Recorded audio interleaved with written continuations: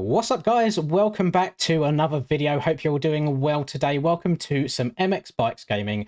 We are going to be treated today to Mammoth MX, created by Mr. Hurren MX, the very talented man himself. He has created a replica of the 2023 Mammoth motocross track, which is based in Mammoth Lakes, California. He decided to do the 2023 layout because the 2024 one removed some jumps, so I'm guessing that it makes it a bit more fun on the MX Bike side of things rather than being the most up-to-date version. The track has 40 pits, it has 40 gates. It also has a concrete start, which apparently the real-life track has, which you don't see very often anymore. I think there's one track in the entirety of the UK, at least, that has a concrete start, being Candorites, which kind of throws people for a loop sometimes because they're not used to it. But I think it should be good fun to be able to do that online with people and see how the different traction affects people's starts. The overall track has some soft soil, and having a quick fly around the track, it looks very pretty indeed. Follows Hurren's usual style, you know, of the fluorescent yellow with some black and white accents around the track as well. And the lighting is a little bit darker than usual. The track itself is a bit darker in terms of the soil than what you see these days. However, I've never seen or been to or have watched any Mammoth MX footage ever. So this is going to be a first time for me to get my hands a bit dirty and see what the track entails. Hopefully there are a bunch of you that can relate to this track, that really enjoy it. So without further ado, sit back, grab a snack, grab a beverage, and enjoy the video. Let's see what this is all about then, boys. What do we think of the drip, by the way? Are we dripping? Is the drip looking the drippiest drip that you've ever dripped upon? But that sounds hella sus. So I know a lot of you folks who have ridden Mammoth in real life are probably going to be incredibly annoyed when I say I do not know what the track's layout is. I have never seen videos of Mammoth. I have never ridden Mammoth, being from the UK. But I'm interested to see what it's all about in-game. Now, I may have made a poor choice here because Ruspa has played this already, and he has informed me that it is more of a 125 scale track in-game. However, as you can see, I'm riding a KTM 450, which is arguably the fastest normal bike that we have in the game. Reason being is I'm just really vibing with this setup at the moment. We've got some 2025 FXR gear combined with an old Blitzco FXR / G Fuel bike that he made me a while back, and I think they go together very nicely. The reason I'm riding the KTM, that's not your Discord, that's mine by the way, is because I want to ride it at Southwick. I imagine I might say that in the next video or so. I've had to push other videos back to record this one. When Hurren uploads, you go and make a video on it. You do not hesitate. So this is a very late one. I probably shouldn't be up recording this right now. I should probably be packing and getting ready to go away first thing in the morning. But the game is the game, and that is just the way the cookie crumbles. So we're going to see how this goes, how it rides. I've been excited for this track to come out for a while now. Hurren was mentioning it and teasing it over on his Instagram, which is Hurren MX or Hurren Visuals, or one of the two. I will put an overlay on screen right now, because my poor memory will not get it right, but the pictures never lie. And I've been excited for it. So we're going to see how this goes. We got like a Sword banner there, and I see Sword getting some love. What's that? Prospects over on the right hand side.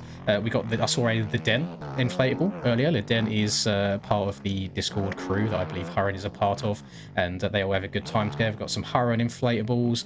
Just trying to look around and see what's what. We've got the Mammoth finish line, Pelster's Propane, shout out Pelster as well. We've got some VMX on the right, so shout out Nico. I like how we've even just got little like rocks dotted about here and there on the track. Is Mammoth a particularly rocky / hard packy track, IRL? No idea. You boys can please let me know. And one thing I will say about this is the light on it. I have got reshade on right now. This is what it looks like when I turn it off. It's like even darker. I would say that the light on it, it's almost, I mean, the word is perfectly here on the left. It looks a little bit moody, a little bit darker than usual, than I'd expect. So quite a dark dirt texture. The foliage / greenery around it is more of like a darker green. But I don't hate it by any means, but I will admit, my old man eyes, I don't know if it's just because of how much MX bikes I've played recently that my eyes are just turning to absolute sludge. But I've really started to struggle seeing dark bits of tracks. I'm aware that my contrast on my reshade is a little bit higher, so it makes the bright's bright and the darker's dark.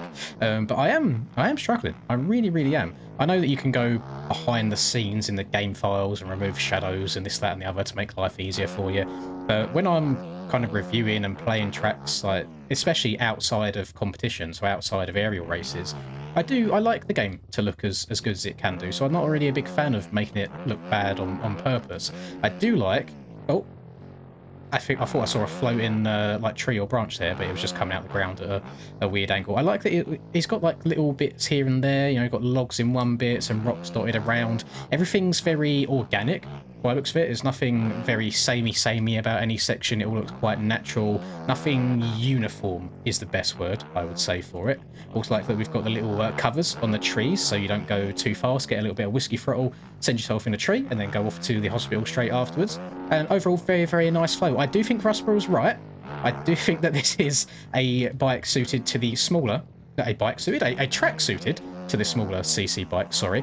So 450, definitely a bad choice. But hopefully that won't take too much away from it. I reckon you'll have a good bit of fun riding a 125 around here. Keep needing to remember, there's a little drop off here, round to the left, and then this swings over to the right. So we will preemptively jump to the right. So I've not got to jump, land, turn right, and then go again. You kind of do it all in one motion. We'll get on the power and we will yeet our way up this hill. This is a very long hill. I made my gearing a bit shorter recently, just because I was doing some sand practice, and it seems to be okay. Something that I really want to work on before the race on Friday, which I don't have much time to do. It will literally just be Friday like evening before the race I can do this, is practice sand starts, because I have kind of got my soft soil starts down now. You'll notice in the last few aerial races I've been getting very good starts, very good jumps out the gate. On soil starts, we haven't got any soil tracks on the calendar. However, there are soil tracks randomly that will play now and then. I've got a good start technique on that as well, where you kind of lean back a little bit more rather than leaning forwards at all. But the only track, or traction, that I really struggle to get starts on every single time, no matter what technique I try and use, I can't work it out, is sand. I will either bog too much to where everyone out drags me, or I will have too much power to where I start to loop out.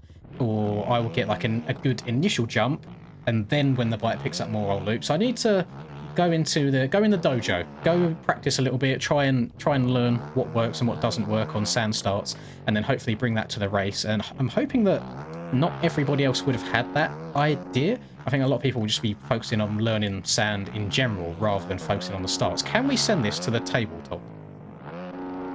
I don't think so. I think that's probably almost as fast as I could possibly have hit that, and we come up way short. Thankfully, the suspension on these bikes is so good these days, you can get away with these crazy over jumps or cases in that scenario. But track looks really pretty. I like it. I like the just atmosphere as well. It's like he's done a good job. You'll see, I think it might actually be the video tomorrow for you now. But I do a video on the OA, a recent Punk Jeffrey release, and I compliment on how well he hid the edge of the maps where it joins onto the skybox. But this seems to have like an extended terrain as well as the skybox, and it looks really good. It's done a good job of making you feel like you're in this self-contained area rather than on this plane floating in the middle of nowhere. And I love when people do a good job of this. That just feels like an odd spot to have an easy up, a gazebo in the UK. I was going to call it that, but I realise it's probably not that anywhere else in the world. Yeah, what odd place to have an easy up there. I really like, this is going to be sad, but I really like these like hoses that they use for watering stuff. Reason being, because I'm a bit of a nerd for this, I feel like they always do a pretty good job of smoothing them out. I always imagine they'll look really like sharp and jagged, where it's like an object essentially made in Blender, and it has like faces and edges and all sorts. But they do a good job of making it look nice and smooth and 3D and circular, even though I know it's not, and without going too crazy to where it's such a high poly model that it lags your entire game out. But it looks very nice, and I like the whole colour scheme. We've just got the usual I can't sprechen the Anglais. It's got the usual Hurren colour scheme of like the fluorescent yellowy / greeny colour combined with some whites and then blacks and yellows here, there and everywhere as well. So it fits his usual style. I'm very happy that he's like part of the team when it comes to the track designing on the upcoming motocross Chasing the Dream game, because you just know that if you've got someone as talented as that, as like the backbone of track building, then you're going to have some very, very fun tracks. And how much he's put into the existing tracks as they are right now, I do not know. However, I do know that the little bit that I have played, since I've played like a very, very early build to practice and help the guys test it all out, the tracks are really, really fun. So I'm excited for whenever that game comes out. It's a lot of work to get something like that up and running, and I know they're very focused on the multiplayer side of things as well. I feel like you have to be these days with any game that you create, unless it is a very heavily story-driven game, you know, like something like Elden Ring, for example. If it's not a heavily driven story campaign game, then you have to have good online and good online services and features. Now, something that we're struggling with a little bit on the MX Bike side of things is the online infrastructure. So not only are you limited to kind of like 30, 35 people until the servers get very, very laggy, but then the amount of server crashes that we're having at the moment as well, as well as having the glitch where if someone leaves and rejoins the same server on a different bike, then he spawns inside someone else. It's been a real pain in the bum as of late, especially for trying to host like online races, just doing general live streams.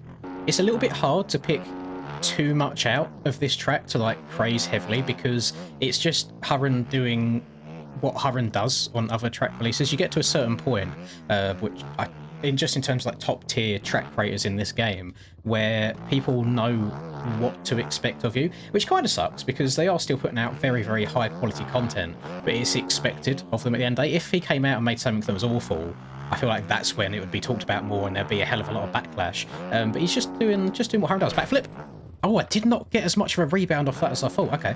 I thought I'd get a harsh kick on landing that and turn into a backflip, but no, it tanked it absolutely no problem whatsoever. Unless I've been riding incredibly slow, which I may well have been, to be honest. The lap times are just sub 2 minutes, and it doesn't feel like that long of a track. Let me try and put in a little bit of a faster lap right now and see what we can work with. Let's try and get the KTM power down to the ground. It feels so quick. It feels like such a fast machine.